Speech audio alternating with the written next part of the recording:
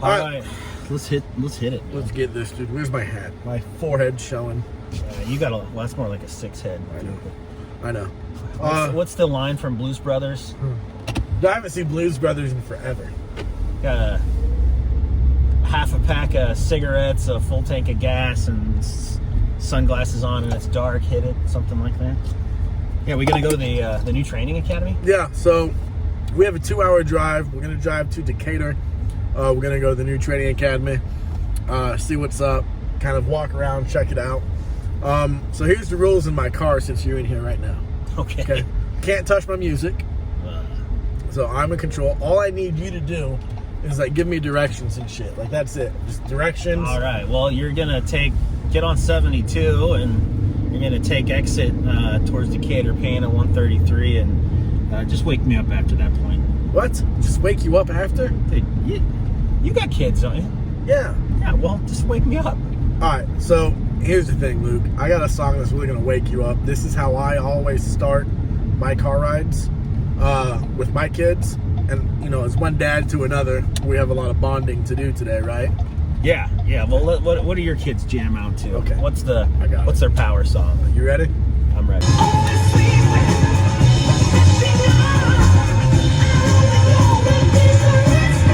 3, 4.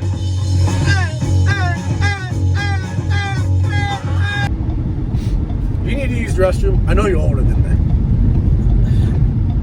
Am I older than you? Yeah.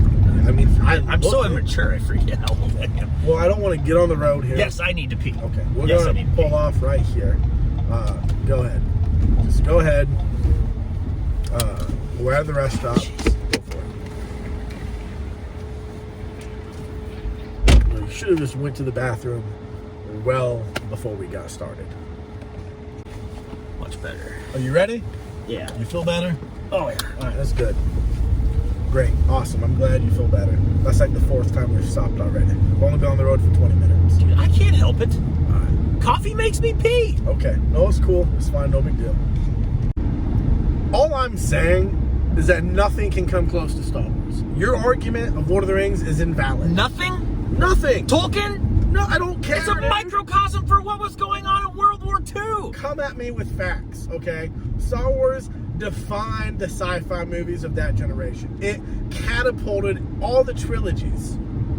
All the trilogies. Yeah, cinematically it was great, but what look at the second 3 that came out. They were garbage. Lord of the Rings right now is still making TV shows, man. So is Star Wars. Star Wars broke the stigma of movies and created the sci-fi genre. It made the grounds and laid the groundwork for Lord of the Rings and Harry Potter. Yeah, now you're saying there's only Lord of the Rings because there was Star Wars? That's like saying Led Zeppelin existed because of the Beatles. What? Yeah. What? You're insane. Well, now they know. Let it go. Let it go. Can't look back anymore. Let it go. Let it go. to the ways we'll never they don't Luke, hey, Frozen. Don't you say, let the storm rage on. Joe never bothered me anyway. Go with the song, dude. Kid, Honestly, I could go on and on. I can explain every natural phenomenon. The time the grass is green. Oh, that was Maui just messing around. I killed an eel, I buried his guts. Sprouted a tree, you got coconuts. What's the lesson? What's the takeaway? Don't whistle Maui when he's on the breakaway. And there's tapestry here in my skin. There's a map of the victories I win. Look where I've been, I make everything happen. Look at the Indian mountains. Tap, tap, tap, tap, tap, tap, tap, tap. Hey! Are we stopping again soon? By chance? Are we? How close are we? What's your GPS say? We are about an hour away. Why? No, I just go and maybe get a snack or something. Snacks? I got maybe use the bathroom. What was that? Just get a snack, maybe use the bathroom. Again? Well, dude, I went #1 there. I mean, what, do I need to talk about my bathroom habits with you? Okay, no, I mean, I just didn't know this car ride is going to be this much of a pain. Well, you know, if you didn't have such a bumpy car, maybe it'd be different, you know? I got to use the bathroom, too. All right. Okay. All right. So for lunch, where do you want to go? Oh, I know there's a great barbecue place in town. You got to drive about 15 minutes, but Out of the way? dude, it's worth it. Like good barbecue takes hours. Can you, hey, lean forward, please. What? I don't what? You're in my way, dude. You're cleared. How about you just ask me? I can't because you have. I can move my neck left and right. I know I got a fat head, but I can move my neck. You're more your hairy little spike in the front. Anyways, what about? So you want a barbecue place? Where we want to sit down and eat? Do we want to get fast food? Because we have a long. Dude, you don't want that in your car. Your car's gonna smell like it forever. It already smells like it. Look at me. I look like I live in a fast food restaurant. We never get to sit down and spend time together. Okay. Let's just sit down. Okay, we're gonna sit down. We won't talk about work. We'll sit down. Unless you want pizza. Like Chicago style pizza. Is there any other kind? All right. I don't know if there's any. I don't know pizza here though. All right. Check.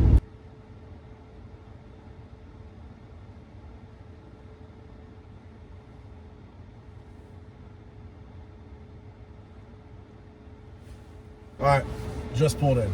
Praise be. I mean, my God, you're right. That was. We'll see how long this podcast lasts. Yeah, tell me about it. We fight more than Ike and Tina. Yeah. Everybody, we are here with our newest episode of the 4-Shift Mind Body Badge. My name is Joe Valentina, and I got Luke Fairless here. Luke Fairless here. Where are we at, Luke? We are at the Macon Law Enforcement Training Center. So right outside of good old Decatur near Central Illinois. Pretty new facility all the way around. We took our first class through here at the very beginning of the year, at the very beginning of the year. So Yeah. hasn't been open but for a few months for us anyway. There are some other kind of units dedicated that we don't use. So there's more police stuff on one side. There's some fire and rescue stuff on another. But corrections certainly has a large lion's share of this place, and it's beautiful. It is a gorgeous campus. We have some guests and some people we're going to talk to today as well. The cadets are here, which that's going to be fun. Second class that's come through here, I believe? Third. I want to say it's the third or Second fourth. or third. Yeah, so we're going to crash the class. We might have a surprise later on near the end of the episode. Depends how froggy we feel. We'll see. We'll see what the weather holds up. Yeah. But beautiful place. We plan on talking to Stephen Ryan, who is our manager of training here at the academy, and Curtis Marshall, who has a pretty similar job but manages the curriculum side. And Curtis also has some specialty experience in a simulator that we get into. He calls it his octagon, right? It's Octagon. Yeah, he's like Dana White at the UFC. Yeah, incorrection. So we're going to get some footage today of the campus. We're going to talk to a whole bunch of people. Yeah, I think, our job is not to sell corrections. Our job is to sell wellness. This place is cool. And the thing I find most fascinating about this place is just the technology now we have offered to the cadets. Yeah. The training that's there compared to when I went to the academy 8 years ago to other people like John who went through like 35 years ago. Our boss, he's old. Yeah, So, he could have been retired. He just hangs on because Yeah. he doesn't know what else to do. A lot of those guys. Then they go to that SIRS seminar and they're like, oh, shoot, I should have retired 10 years ago. Yeah, it's that retirement brain. So I'm excited about today's episode. I'm excited to see you again. Like I said, your hair is on point. That beard just doesn't look any smaller, man. No, it smells like the vanilla sandalwood still. It's vanilla sandal. He's got some special hippie troll oil on that. Hey, whatever keeps it growing, I might need a little bit too. I kind of hide some of these grays. I do a little washing and stuff that just kind of settles them out a little bit. Yeah. So because it would look white. I'd look like a ghost right now with my beard. My hair is pretty natural in color, but the beard has about 14 different hair colors, with about 10 of those colors being between gray and white. Yeah. So we're excited to have you guys walk with us today throughout the academy and meet some of the faces behind the magic that happens, the training that happens here, and see a current cadet class going through their training with the laptops and Yeah, all that so cool really stuff, want to so. highlight what's done here because if you've been through the academy, you're probably not coming back. But this, there will be various things where some of our more senior folks come back and do training.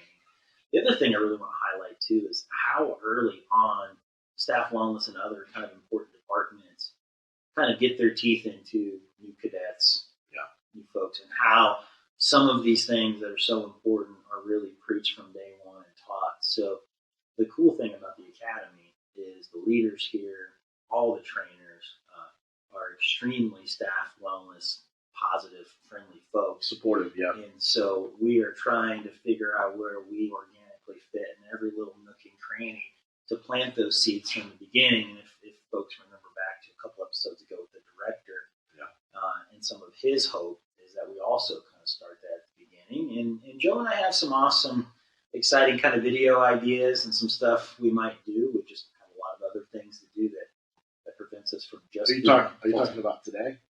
Not just today, no, future. Full, the video idea we had to show at the academy. oh yeah, all that stuff's in the making. I mean, we're looking at this podcast as more than just a podcast, right? If we can help do possibly other videos for corrections for the state, that is that domino effect that can help reach out to other people as well. Just using a cool medium of technology. Yeah, I mean, absolutely. We are so far past the old school stuff. I mean, pretty much any of us have cell phones that we're nearly addicted to, but the newer generations are just more versed and entrenched in technology. And to be able to use some of those mediums to show what we do, to advertise some things, to reach out for wellness, to put messages on there, what we're trying to do, trying to hit everybody from somebody who's been in 26 years, I'm sure they're retired, by now, but still loves what they're doing, to somebody who started yesterday. Yeah. Let's catch up to what else has been going on in the world of staff wellness. Let's take people through kind of what we've had a lot of. The doors stay open in prisons 24/7. Yeah. The joke we have is if we're trying to call and reach somebody at a prison, you can't get a hold of them. Oh, they must be closed for today. Doesn't ever happen. We don't close 24/7.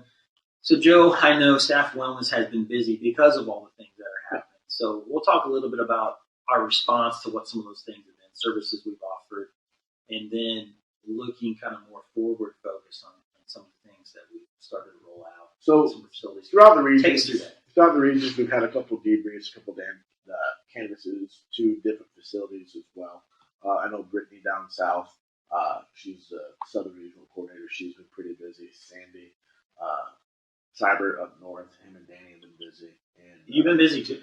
Amy and myself have been busy in the Central Region. It's nice that so you got kind of an assistant to the regional manager. Yes, the office squad. And she, when she's able to, she's on vacation. She kind of runs her soundboard, and she's really helping out. On some of the podcasts. Which is right now we have our boss helping out. He's off screen. I don't know if he wants this cameo shout out. John over there. John's over there looking at He's got a beautiful shirt. I think he looks good as the headphones right now. Yeah. He has blue pants, a purple shirt, and a matching belt and brown shoes. Shiny shoes. Beautiful. He's gorgeous. Forehead's on point today, John. So right now, in regards, this is again the last episode of the podcast, so it's been a pleasure. So that would have been the one with the director if they were going to cut us. Yeah. So we have all things you can roll out on the 24th. Right, we'll be going to Taylorville. That's the Central Region. They did it down south, Vienna. I know. Yeah, it depends on whether you're there or not. Like if you're from the north, you call it. You guys made fun of it because that's how. Last time, how I said it. If you live down there, we hunt down there. Got a lot of folks I know down there. You have to say it kind of in 2 syllables with like some molasses on your tongue. I can't do it. Vienna. I know Chuck has been busy. Chuck Matt Miller, I remember too. Yep. He's been busy putting all that stuff together. So we're going to roll that out in Taylorville. That's when we come to your facility, we shut it down, and we make it all about you. If there's events planned that day, it's an hour and 15, hour and a half long class that is a rotation throughout the entire day. And we're going to hit all 3 shifts in one day. In all areas of wellness. So they've got some different programming dimensions in all of wellness. areas. Yes. We have the PowerPoint. We have different instructors with different chemistries and different personalities when it comes to their teaching ability. And we've recently met with them as well and kind of retouched on the training. We fine-tuned this program that we're getting ready to roll out. And people have to realize this is a pretty new program. So we're always going to take feedback, tweak it, make it better. I don't know how many times you and Chuck have edited this, numerous times. So a lot of that effort that I know a lot of people don't see behind the scenes. They're always trying to make it more relevant and just trying to and more on point.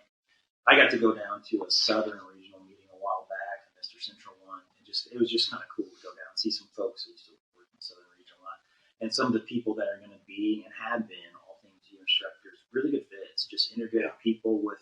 We've got chaplains, we've got sergeants, we've got officers, we've got clinical services, we've got folks from we really have all of our disciplines represented and just different personality styles. So we've got a good mix. So by the time this episode gets aired, essentially, we will already have things due out in the central region, and we'll be moving forward on planning it for the northern region by the time this episode gets here.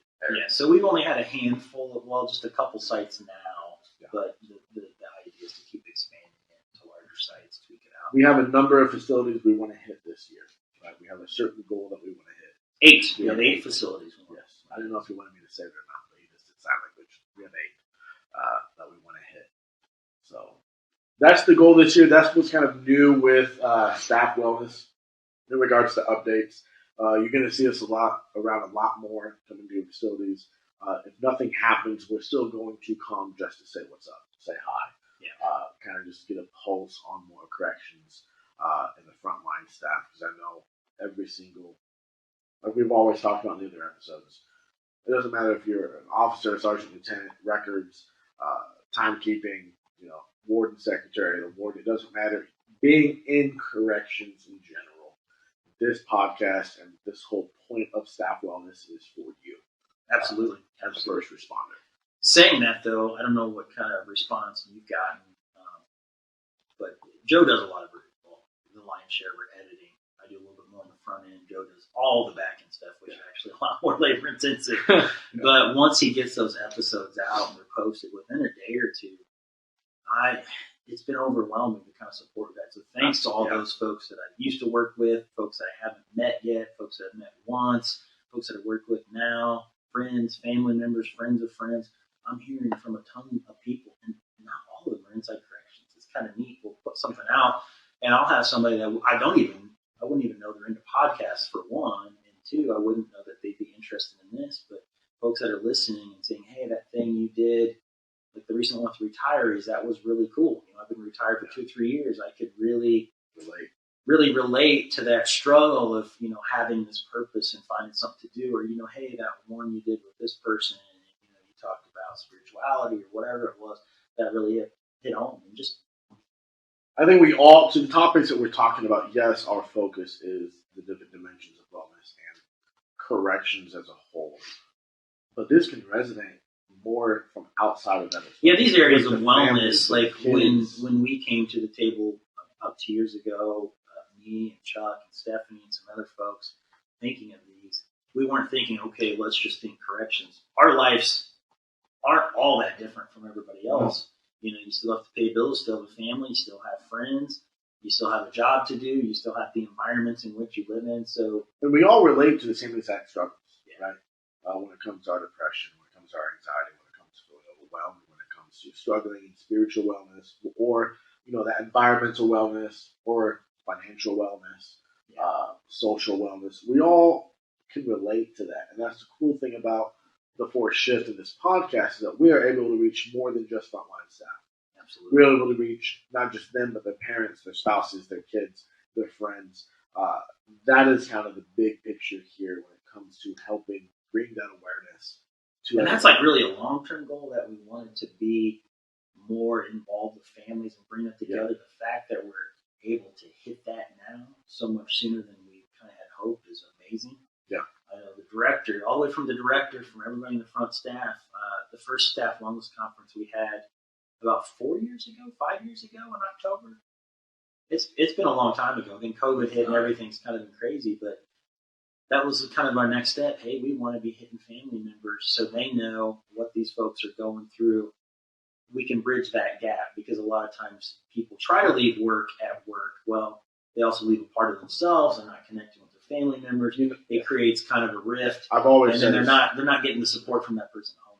Like we've talked about every conversation we have, I've always said that's damn near impossible to do, is to leave work at work. We don't work like light switches. No. That mentality, I mean, it could work for some, and it could be a mask for those who say it works for them.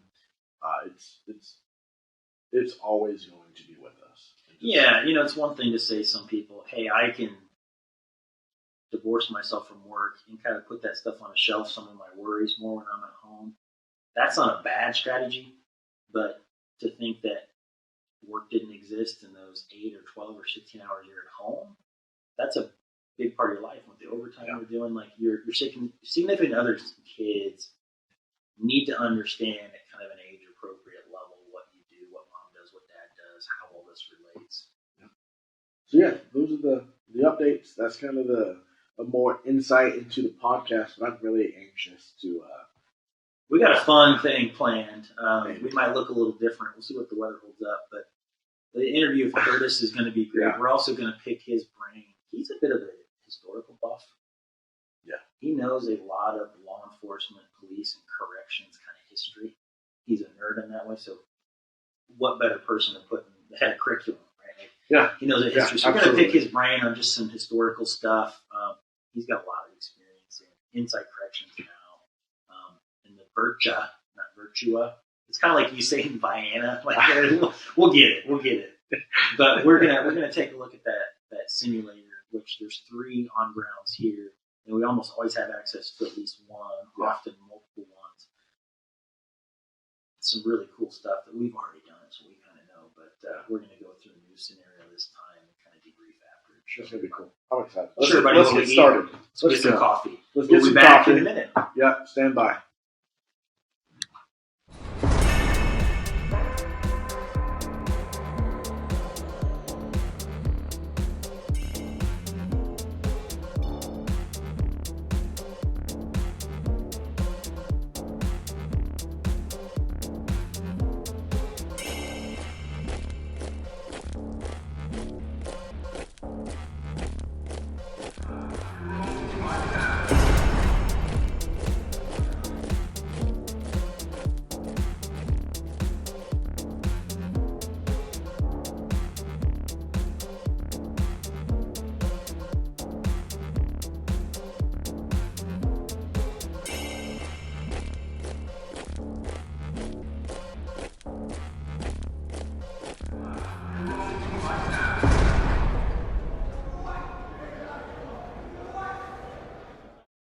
Guys, my name is Joe Valentine. Once again, Luke is doing an interview with the other important Steve Ryan. I'm with the 4th Shift Mind Body Badge. I have a couple cadets with me today. I'm going to introduce them to you guys. I'm going to let you know what facility, and I have some questions to ask them. Roll with me and let's do this. I'm going to give you your name and what facility you're going to. Kennedy Herman from Taylorville. Okay. My name's Taylor Durham. I'm going to Taylorville Correctional Center. My name is Jermaine Smith. I'm going down to Southwestern Illinois Correctional Facility. Jasmine Johnson, I'm going to Lawrence. John Harris, Vienna Correctional Facility. Jermaine, how old are you and why did you decide to go corrections? 34 You years don't have old. to answer this guy. So I'm 34 years old. Just pretty much ever since I was a younger kid, I always could imagine myself being in some type of law enforcement, perfectly patrol. Being in the Marine Corps, I always had, a goal of just like, hey, I gotta be in some type of, whether it was CHP, I did that, went out for that, they froze, right? This is back in 2010, 11-ish. Didn't do that, so what I did, just went to college and got my degree in information technology. Okay. But always had like kind of that burn to get into some type of peace officer, law enforcement. Recently, I just couldn't resist it anymore. I was just like, you know what, I'm gonna try it out because I don't want to grow old regretting not doing the thing that kind of burns inside of me. So, did you wake up one day saying, I want to be a correctional officer? What made you decide to go into this wonderful field? Honestly, retirement, the money, doing it for not only myself, but my future family. My dad's been in for almost 25 years, so I know how it is. I know the good money that you can make, so that's what I wanted to do. Nothing was making good money everything else I did, so. So you're a legacy child. Yes, I sure am. All right, she's a legacy child. Everybody. Why did you pick corrections? My mom was a correctional officer for 10 or 15 years. So was my stepdad. And as a little girl, it always just seemed like the most badass job to me. So I always wanted to be it. So when I finally got my driver's license a year ago, the first thing I said was, I'm going to become a correctional officer. Because of my family, mostly, supporting them, great pay.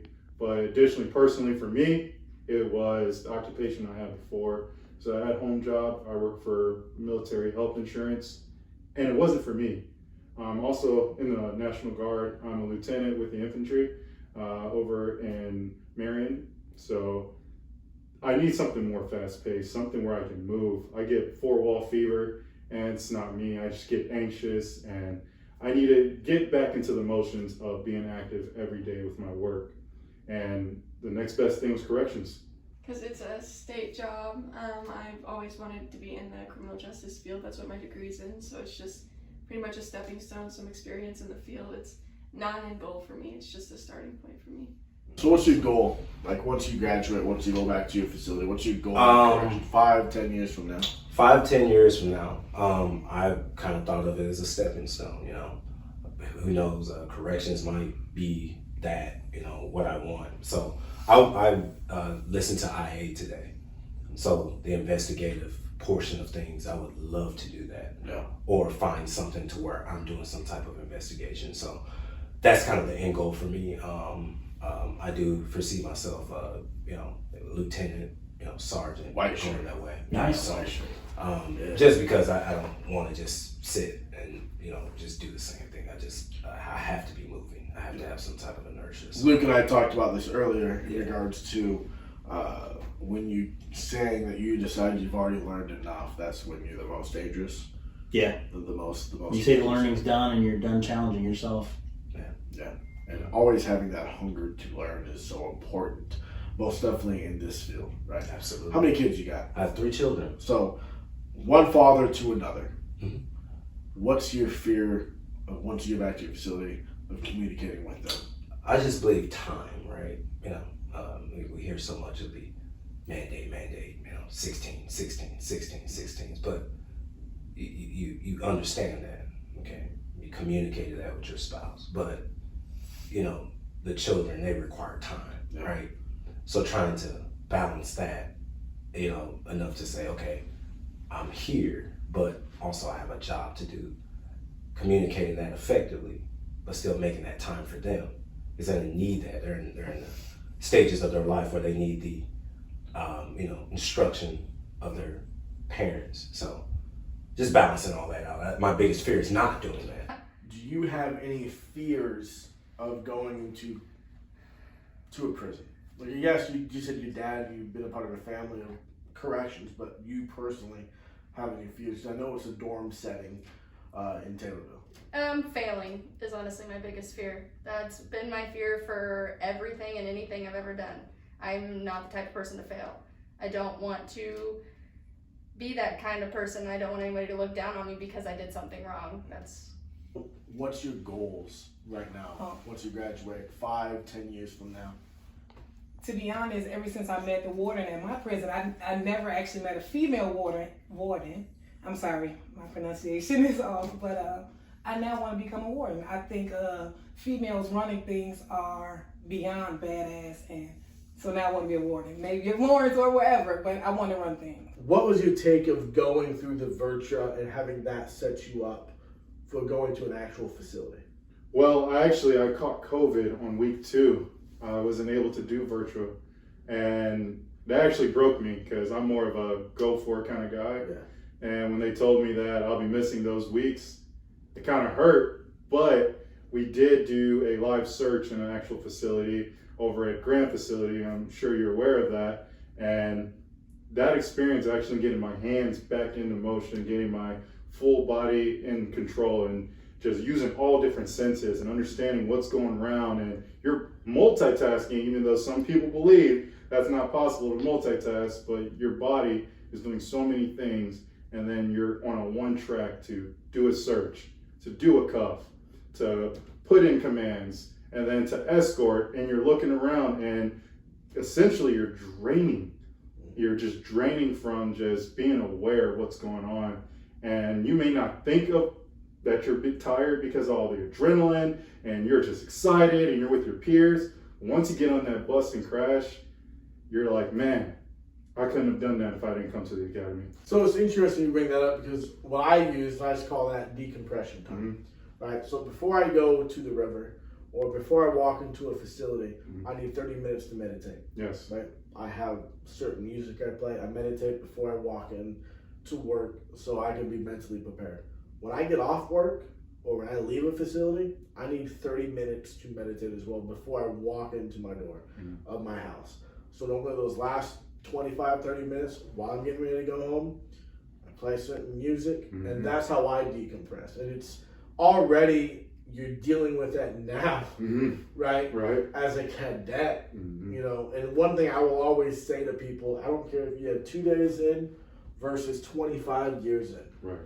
Having certain things set up for you and acknowledging certain steps that you need to take, you're already ahead of the game, right? You've already recognized and acknowledged that I need to prepare myself after and before of walking in and outside of work. Right. So, hey, man, it was great talking to you. It was great Thanks meeting so you. much, man. It's So great I meeting can't you. wait to see you at your facility and hear all things about you, man, all right? All right, come on by. Check. Are you fearful about taking this place home and having an effect, that domino effect with them when you get to your facility?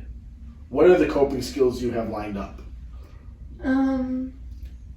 My sister, well, my siblings and I all had it pretty rough growing up. I feel like we're all pretty sturdy on our foundations. So I'm not really concerned as that anything I go home and say to them is going to like upset them in any way.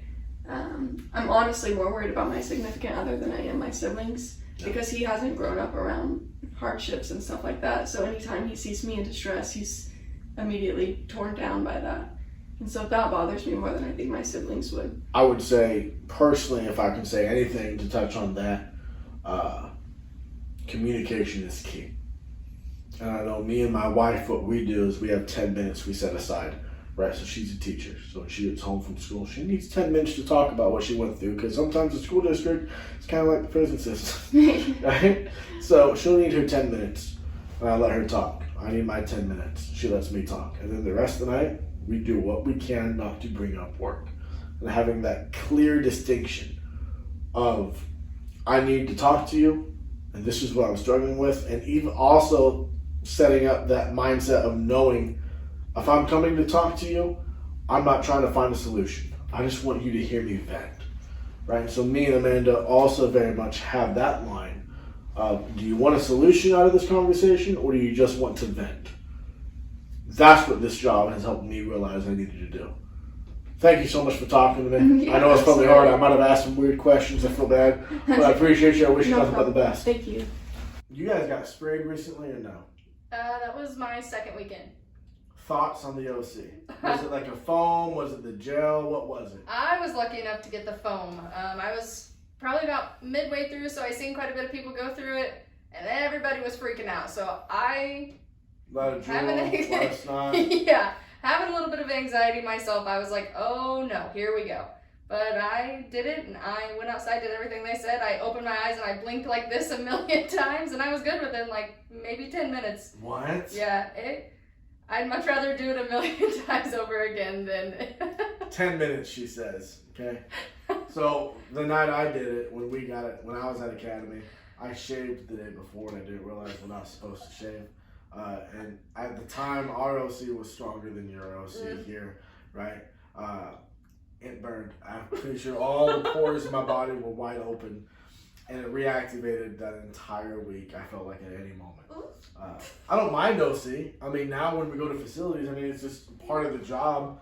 You're going to smell it in the air, and you get a little choky, but I mean, I'm not going to sign up to do it again over and over like apparently you want to do, because 10 minutes is nothing for her, right? It was 10 minutes of straight pain, but I would rather do that again than get in a physical fight with somebody. I'm not gonna lie, I'd rather be sprayed. What would be one thing you would say to yourself 6 months or 6 weeks ago when it comes to right before you entered the academy to now?